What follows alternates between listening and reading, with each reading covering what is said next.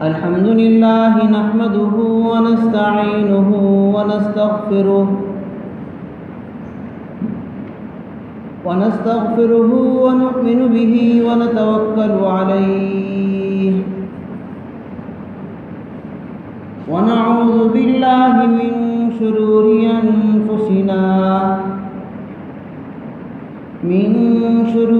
أنفسنا ومن سيئات أعمالنا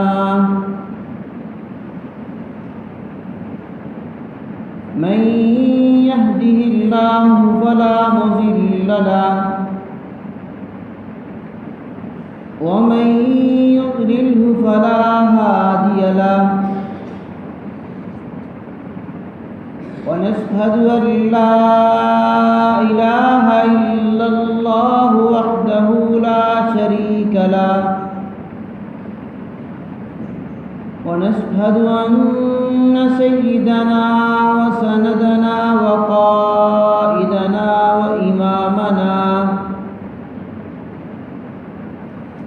وإمامنا محمدا عبده ورسوله أرسله الله إلى كافة للناس بشيرا ونذيرا وداعيا إلى الله بإذنه وسراجا منيرا أما بعد فأعوذ بالله من الشيطان الرجيم بسم الله الرحمن الرحيم والفجر وليال عشر والشفع والوتر والليل إذا يسر هل في ذلك قسم لذي حجر صدق الله العظيم۔ معزز حاضرین، برادران اسلام اور طلباء عزیز، آج بتاریخ 28 ذی القعدہ سن 1439 ہجری مطابق 10 اگست سن 2018 ادارہ خیر المعارف کی اس جامعہ مسجد Siddique Akbar new Shalimar colony Bosan road Multan میں ہم سب نماز جمعہ کی ادائیگی کے لیے اکٹھا ہو رہے ہیں۔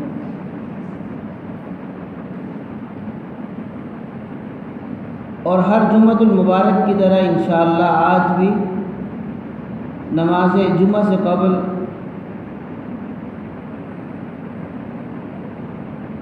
تلاوت کردہ آیات مبارکہ کی روشنی میں چند گزارشات پیش کی جائیں گی۔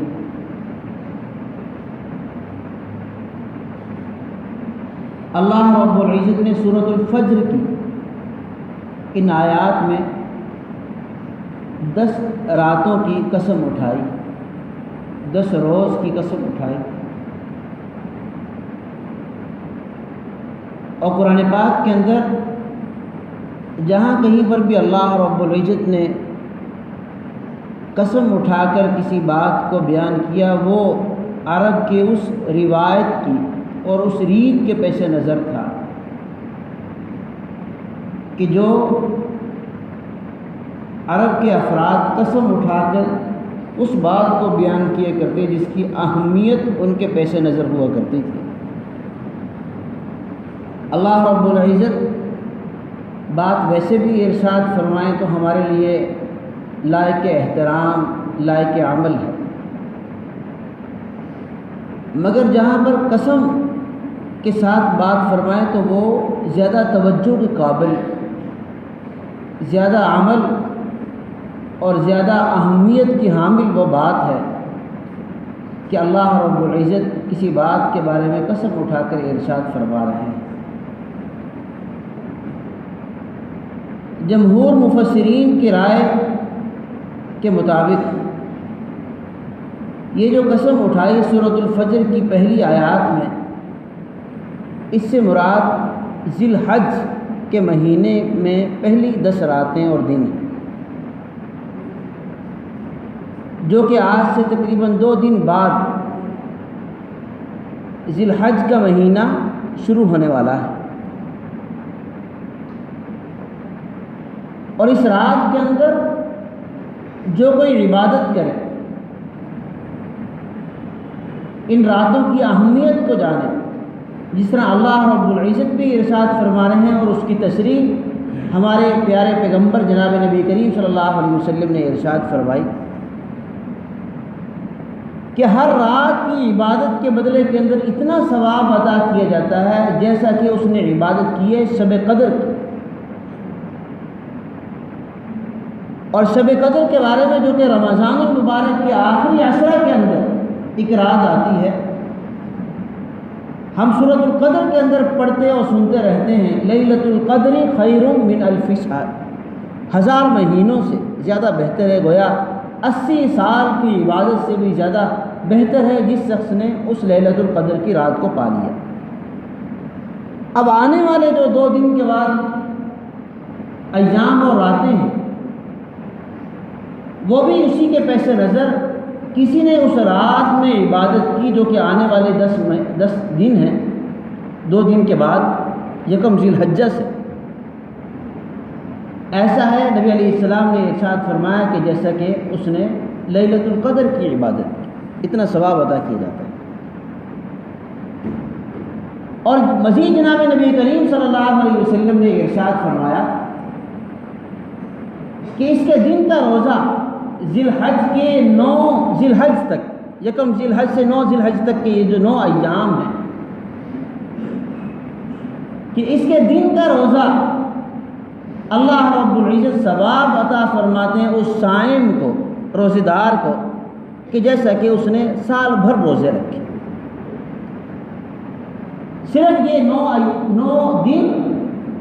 اور اس کی 10 راتیں، کہ 10 ذی الحج کو ہمارے ہاں عید الاضحیٰ کا دن ہوتا، قربانی کا دن ہوتا، اس کے دن کے وقت کے اندر جس شخص نے روزہ رکھا اور وہ روزے دار رہا، صائم رہا، اس کو اللہ رب العزت ایسے ثواب عطا فرماتے ہیں کہ جیسا کہ اس نے سال بھر کے روزے رکھے، 1 سال کے روزے کا ثواب عطا کیا جاتا ہے، نبی علیہ السلام نے ارشاد فرمایا۔ اور اس کی 9 ذی الحج کا روزہ جو کہ عرفہ کا دن کہلاتا ہے، اور آپ میں سے جنہوں نے حج کیا وہ جانتے ہیں، جنہوں نے نہیں کیا ان کے علم میں ہوگا، یہ میری معلومات سے آپ اپنے علم میں اضافہ کریں کہ 9 ذی الحج وہ عرفہ کا دن ہوتا ہے کہ جس میں وقوف عرفہ جو کہ حج کا رکن اعظم ہے، اس کی ادائیگی حاجی صاحب کرتے ہیں، جن کو اللہ رب العزت نے اس سال حج کی توفیق دی۔ اکثر چلے گئے اور بعض جانے والے ہیں جن کو توفیق دی اس سال کی۔ تو 9 ذی الحج میں حج کا رکن اعظم جس کو وقوف عرفہ کہا جاتا ہے، اور وہ خطبہ حج امام صاحب وہاں پر پڑھتے ہیں، وہ وقوف عرفہ کا 9 ذی الحج کا دن ہوتا ہے۔ نبی کریم صلی اللہ علیہ وسلم نے ارشاد فرمایا کہ 10 ذی الحج سے پہلے یہ 9 ذی الحج کا جو روزہ رکھتا ہے، اس کو جو ثواب عطا کیا جاتا ہے، اتنا ثواب عطا کیا جاتا ہے گویا کہ اس نے 2 سال کے روزے رکھے۔ 1 سال گزشتہ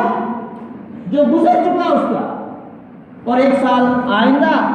جو آنے والا سال ہے، وہ 1 سال گزشتہ اور آئندہ کے تمام صغیرہ گناہ اس کے معاف کر دیے جاتے ہیں۔ یہ بھی اپنے پیش نظر رکھیں، کسی کے ذہن میں آئے کہ میں نے لیلۃ القدر پالی، عام طور پر عمر 80 سال کو اوسطاً ہماری چھو بھی نہیں رہی نہیں، ہمارے اس بر صغیر کے اندر، پاکستان پاک و ہند کے اندر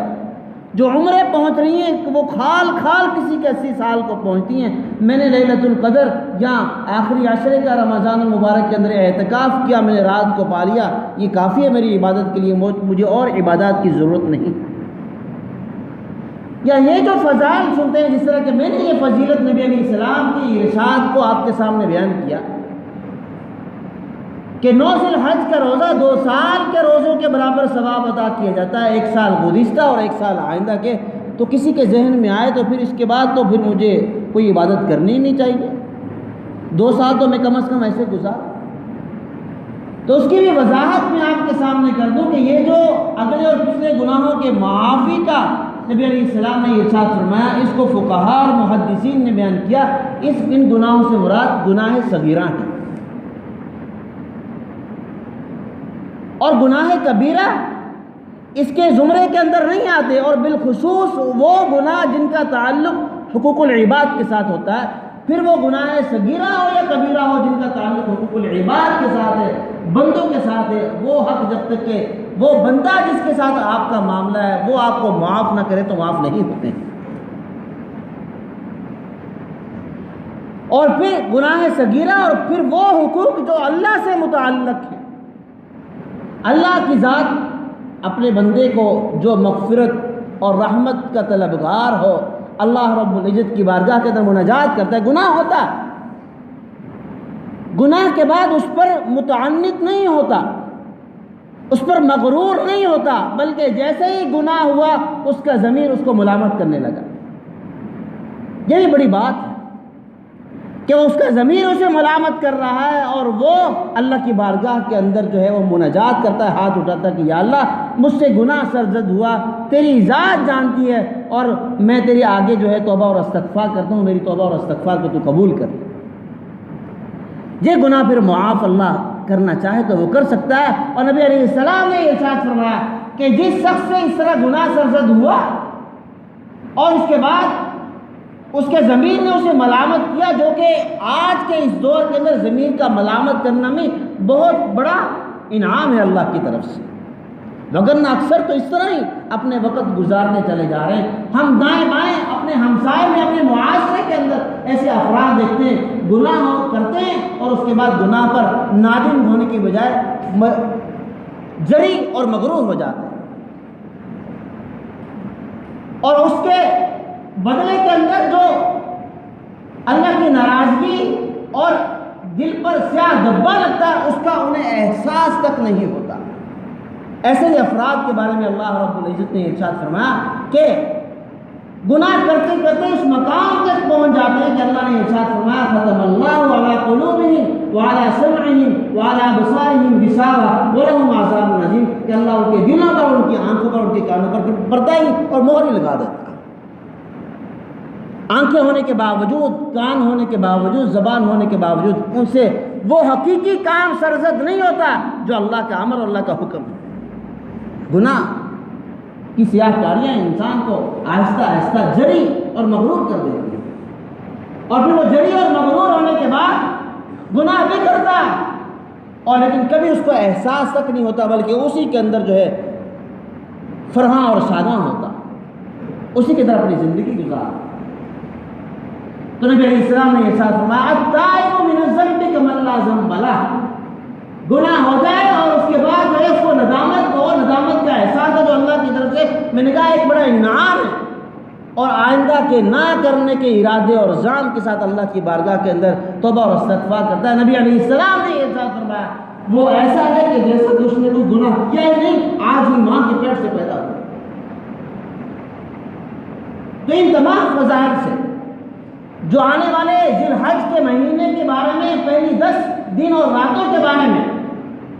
جو فضائل ہیں کہ گناہ معاف کر دیے جاتے ہیں، ان سے مراد گناہ صغیرہ ہیں، اور وہ گناہ ہیں جن کا تعلق حقوق اللہ کے ساتھ ہے، لیکن حقوق العباد کے ساتھ جو متعلق ہیں وہ جب تک کہ وہ بندہ جن کے ساتھ آپ کا معاملہ ہے، میرا معاملہ ہے، اور میں نے اس کا دل دکھایا ہے، جب تک کہ میں اس کے ساتھ صلح نہیں کر لیتا اور مجھے معاف نہیں کر لیتا تب تک یہ گناہ معاف نہیں ہے.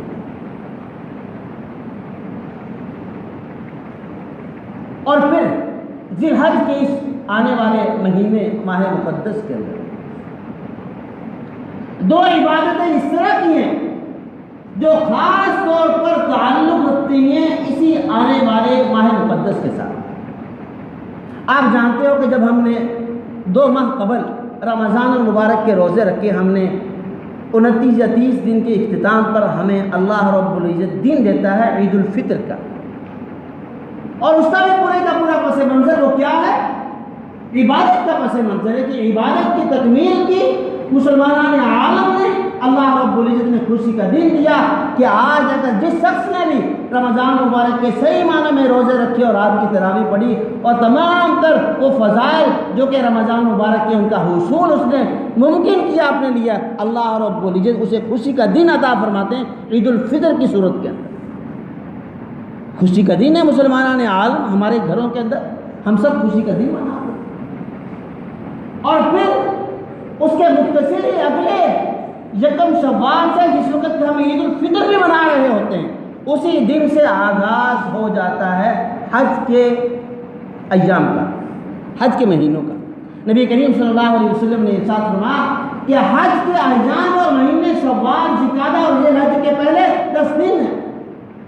گویا اگر کسی شخص نے حج کا ارادہ کیا اور وہ یکم شوال کو عید الفطر کے روز میں احرام باندھ لیں، حج کے ارادے سے اس کا احرام باندھنا ٹھیک ہوتا ہے۔ پہلے ادوار کے اندر لوگ پیدل، اونٹوں، کھچروں پر، بحری جہازوں کے ذریعے بھی، لیکن بحری جہاز بھی پھر بھی ایک ہفتے کے اندر پاکستان سے پہنچا دیا کرتا تھا۔ لوگ پیدل یا اپنے کھچروں اور سواریوں پر، مویشیوں پر سفر کیا کرتے تھے، ان کو بہت سارے ایام لگ جایا کرتے تھے مکہ المکرمہ تک پہنچتے ہوئے۔ آج کل تو تیز رفتار سواریاں ہیں کہ وہ ایک دن قبل بھی 7 ذی الحج کو بھی یہاں سے بیٹھے گا، وہ 3.5-4 گھنٹے کی فلائٹ کے بعد جدہ اور پھر مکہ المکرمہ پہنچ جائے گا۔ ظہر کے وقت سفر کا آغاز کیا اور عصر یا مغرب جو ہے وہ جدہ یا مکہ المکرمہ جا کر پڑھ لیتا ہے۔ مدینہ المنورہ تیز رفتار ہوائی جہاز، تو اس وقت سواریاں اس طرح نہیں ہوا کرتی تھی۔ چنانچہ نبی علیہ السلام نے ارشاد فرمایا کسی نے یکم شوال کو عید الفطر کا دن ہے، اس دن بھی حج کے ارادے سے احرام کو باندھنے، اس کا احرام باندھنا ٹھیک ہے، اور حج کے ایام اور مہینے شوال، ذوالقعدہ اور ذی الحجہ کے پہلے 10 دن۔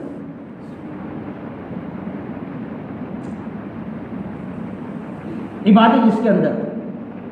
کہ رمضان کی عبادت کا تسلسل چلا آ رہا ہے، اور ساتھ ہی حج کی وہ عبادت جو کہ آنے والے ذی الحجہ کے مہینے کے اندر وقوع پذیر ہوتی ہے۔ اللہ رب العزت نے عرفہ کا میدان، مینا کا میدان، مزدلفہ کا میدان، رمی جمرات وہ سارے کے سارے پورے سال کے اندر موجود ہوتے ہیں، لیکن اللہ رب العزت نے 8، 9، 10 ذی الحجہ، 11، 12 ذی الحجہ کو یہ مخصوص 5 ایام رکھے ہیں حج کے۔ اس کے علاوہ وہ مقامات موجود ہیں، وہ میدان موجود ہیں، وہاں پر زیارتوں کے لیے جاتے بھی ہیں، لیکن کوئی یہ شخص نہیں کہہ سکتا کہ میں حج کر کے آیا۔ وہ عرفہ کا میدان پورا سال موجود ہے، وہ جمرات، وہ پتھر جو کہ شیطان کے مینا کے میدان کے اندر موجود ہے، وہ پتھر جن کو کنکریاں مارتا ہے حاجی صاحب، وہ پورے سال کے اندر وہاں پر موجود ہے۔ پھر کنکریاں مارے ان ایام کے علاوہ کے اندر، رمی جمرات کرے، وقوف عرفہ کرے، مزدلفہ کے میدان کے اندر ٹھہرے اور کہے کہ میں نے حج کیا، وہ ان ایام کے علاوہ اگر کرتا ہے تو وہ اس کا حج نہیں ہے۔ اللہ رب العزت نے فرمایا کہ جو کچھ بھی پنہا ہے، جو کچھ بھی میں نے رکھا ہے وہ میں نے حکم کے اندر رکھا ہے، تمہاری اپنی خواہشات کے اندر میں نے کچھ نہیں رکھا۔ اللہ رب العزت نے امر کر دیا کہ تم 8 ذی الحجہ کو بیت اللہ چھوڑو، اور بیت اللہ آپ جانتے ہو کہ جس شخص نے نماز پڑھی بیت اللہ کے اندر 1,00,000 نمازوں کا ثواب اسے عطا کیا جاتا ہے۔ 1,00,000 نمازیں یہاں پر ہیں بیت اللہ کے اندر، لیکن اللہ رب العزت ارشاد فرما رہے ہیں کہ تم 8 ذی الحجہ کو اس کو چھوڑ دو اور مینا کے میدان کی طرف تم نکل جاؤ۔ وہاں پر وہ ثواب نہیں، وہاں پر نمازیں پڑھنی ہے، لیکن بیت اللہ کی نمازوں کا ثواب وہاں پر نہیں ہے۔ لیکن سال کے بعد جب 8 ذی الحجہ آئے گا تو جن افراد کو اس سال کا حج ہوگا وہ وہاں پر جائیں گے، ان کا وہی جانا وہ احصال ثواب کا اور ثواب کا ذریعہ بن جائے گا، حصول ثواب کا ذریعہ بن جائے گا، ثواب کے مل جانے کا ذریعہ بن جائے گا۔ تو 2 عبادتیں اس طرح کی ہیں جو کہ آنے والے ذی الحجہ کے مہینے کے اندر ہیں، جو کہ پورے سال کے اندر وہ ایام، وہ اوقات، وہ مقامات موجود ہوتے ہیں، لیکن وہ نہیں کر سکتا۔ اس میں سے ایک عبادت حج کی عبادت ہے۔ میں نے جس طرح بھی کہا کہ بعض افراد بلکہ اکثریت حج کے لیے روانہ ہو چکی جن کو اللہ رب العزت نے اس سال کے حج کی توفیق دی، اور بعد جانے والے اللہ رب العزت جانے والوں کا سفر قبول فرمائے، اور جو ابھی جانے کے لیے تیاری کریں ان کے لیے آسانی فرمائے، اور تمام مناسک حج کو، ارکان حج کو صحیح معنوں میں ادا کرنے کی توفیق ان کو عطا فرمائے۔ اس لیے کہ نبی کریم صلی اللہ علیہ وسلم نے ارشاد فرمایا جس شخص نے تمام مناسک حج اور ارکان حج کی ادائیگی صحیح معنوں میں کی ہے، اللہ رب العزت کے فرمان کے مطابق، انبیاء کے سکھائے ہوئے طریقوں کے مطابق، نبی کریم صلی اللہ علیہ وسلم کے ارشادات کے مطابق کی، وہ کامیاب ہوا، اتنا کامیاب ہوا گویا کہ آج ہی ماں کے پیٹ سے پیدا ہوا، اس کے تمام گناہ معاف کر دیے جاتے۔ اس لیے بڑے فخر کے ساتھ کہا جاتا ہے کوئی حاجی حج کر کے آتا ہے تو اب اس سے پہلے اپنے نام کے ساتھ لفظ حاجی لگاتا نہیں ہے، اس کا نام محمد عبداللہ ہے، محمد عثمان ہے، محمد حسنین ہے، حسن ہے، کوئی بھی نام ہے، لیکن جب جیسے ہی وہ حج کر کے آتا ہے، فخر کی بات ہے، فخر ہونا بھی چاہیے، اس صاحب اور اس کے خاندان کے افراد بھی کہتے ہیں یہ میں حاجی محمد عبداللہ، حاجی محمد حسنین، کہ حج کا تعارف، حج کا پس منظر بیان کیا جاتا ہے اس کے تعارف کے اندر۔ حضرت مولانا عطاء اللہ شاہ صاحب بخاری نمبر اللہ مرکزہ کہا کہ میں نے ایک صاحب سے پوچھا کہ تمہارا نام کیا ہے، تو اس نے جواب دیا کہ حاجی عبداللہ میرا نام۔ پھر وہ حاجی عبداللہ نے کہا کہ آپ کا نام کیا ہے، تو جواب دیا میرا نام نمازی عطاء اللہ، کہ میں نماز تو میں روزانہ پڑھتا ہوں، حج تو تم نے کیا زندگی میں اللہ بار بار کروائے، لیکن ایک مرتبہ جس نے حج کیا اپنے تعارف کے ساتھ پیش کرتا ہے کہ میں نے حج کیا ہوا ہے، حاجی عبداللہ میرا نام ہے، حاجی عثمان میرا نام ہے، نماز تو میں روز پڑھتا ہوں، تو میری نماز کا بھی تو تعارف ہونا چاہیے کہ میں نمازی عطاء اللہ۔ تو بہرحال دو عبادتیں، ایک حج کی عبادت اور دوسری قربانی کی عبادت، اور اس کے اندر ایک عجیب حکم میرے ذہن میں آیا، آپ ذرا توجہ سے سنیے گا۔ نبی کریم صلی اللہ علیہ وسلم نے ارشاد فرمایا جس شخص نے قربانی کرنی ہو اس کے لیے سنت اور مستحب یہ ہے، مجھے پسندیدہ عمل یہ ہے، نبی علیہ السلام نے ارشاد فرمایا کہ وہ یکم ذی الحج کا چاند دے کر اپنے بالوں کو نہ کٹوائے اور اپنے ناخنوں کو ترشوائے نہ۔ اب یہاں پر یکم ذی الحج سے پہلے جس شخص کا قربانی کا ارادہ ہو وہ صاحب نصاب ہو، اور اس کی بھی تھوڑی سی وضاحت میں آپ کے سامنے کر دوں کہ ہر صاحب نصاب پر قربانی فرض ہوتی ہے، اور ان ایام جو آنے والے ایام ذی الحج کے مہینے کے اندر 10، 11 اور 12 ذی الحجہ سب سے مقدس ترین عبادت جو اللہ رب العزت کے یہاں صرف قبولیت سے اس کو نوازا جاتا ہے وہ قربانی کے جانور کی قربانی ہے۔ نبی علیہ السلام نے فرمایا قربانی کے جانور کا خون زمین پر گرنے سے پہلے جس شخص نے اللہ کے راستے کے اندر قربانی کا عمل کروایا اللہ اور اس کے تمام گناہوں کو معاف فرما دیتے ہیں، خون گرنے سے پہلے، زمین پر گرنے سے پہلے۔ بہت سارے افراد اس پر اشکال کرتے ہیں کہ غربت بہت زیادہ ہے ہمارے معاشرے کے اندر، اتنے کثرت کے ساتھ جانوروں کو قربان کرنا ہمارے ذہن میں، ہمارے خیال اور ہمارے حاشیہ خیال کے اندر آتا نہیں ہے، یہ شاید نعوذ باللہ پیسے کا ضیاع ہے۔ تو وہ افراد اس طرح کی جب بات کرتے ہیں اور خود اپنے پروگرام کے اندر اور خود اپنے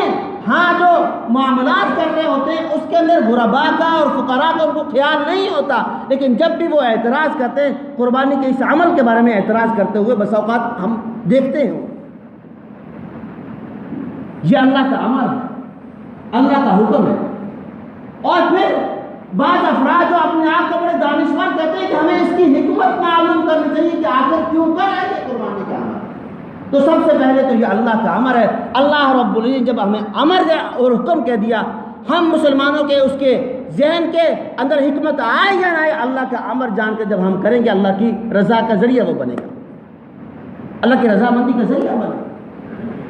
اور پھر حلال اور طیب مال کے اندر برکات ہوا کرتی ہے۔ آپ جانتے ہو کہ جو بکری ہے، بھینس، گائے، ان کی مادہ وہ عام طور پر بچہ جو جنمتی ہے وہ ایک یا زیادہ سے زیادہ 2 بچے جنمتی ہے، اور وہ تمام حرام جانور بلی کتا ان کے ہاں جب وہ پیدائشیں ہوتی ہیں ہم دیکھتے ہیں کہ متعدد ان کے ہاں بچے پیدا ہوئے ہوتے ہیں، اور کہیں پر بھی ہم ان کا شکار بھی نہیں کرتے ہیں، ایسا ہے کہ نہیں، کہیں پر ہم ان کا شکار بھی نہیں کرتے، لیکن بکثرت ہمیں پھر بھی وہ ہماری گلی محلوں کے اندر گھومتے ہوئے نظر آتے نہیں ہیں۔ لیکن ہر سال کے اندر سوائے منگل اور بدھ کے ہمارے پاکستان کے اندر بھی خوب جانور حلال ہو رہے ہوتے ہیں، سوائے منگل اور بدھ کے تمام حلال جانور ہو رہے ہوتے ہیں، ہم ذبح کر رہے ہوتے ہیں، اور آنے والے انشاءاللہ جو 10 11 12 ذی الحج کے ایام آئیں گے اس کے اندر ہم خوب قربانی کریں گے، لیکن وہ حلال جانور ہیں اللہ رب ریوڑ کے ریوڑ منڈیوں کے اندر بھیجتا رہتا ہے، حلال کے اندر برکت ہوتی ہے۔ حرام ہے وہ جانور بلی کتا، ان کے ہاں پیدائشیں بھی متعدد ہوتی ہیں، جبکہ ان کے ہاں بھینس گائے ان کے بکری ان کے ہاں متعدد نہیں ہوتی، لیکن اللہ رب الحلال چیز کے اندر جو برکت رکھی ہے۔ اور پھر یہ اعتراض کرنے والے کی شاید پیسے کا ضیاع ہے، پیسے کا ضیاع نہیں ہے، اللہ رب العزت نے ارشاد فرمایا نہیں ینال اللہ لحومھا ولا دماؤھا ولکن ینالہ التقوی منکم، ہمیں کوئی گوشت سے خون سے کھال سے کوئی سروکار نہیں، ہمارے پاس تو تمہارے دل کی کیفیات پہنچتی ہے، وہ دل کی کیفیات جو انبیاء کی سنت ہے، اور وَتَرَكْنَا عَلَيْهِ فِي الْآخِرِينَ سَلَامٌ عَلَىٰ إِبْرَاهِيمَ كَذَلِكَ نَجْزِي الْمُحْسِنِينَ۔ اس کی تفصیل ہے، میں اس کی تفصیل کے اندر نہیں گیا، میں نے صرف آپ کی طرف اشارہ کیا کہ سنت ابراہیمی کی ہم ادائیگی کرتے ہیں۔ صحابہ کرام نے سوال کیا یا رسول اللہ صلی اللہ علیہ وسلم ما هذه الأضاحي یا رسول اللہ، یہ قربانی کیا چیز ہے؟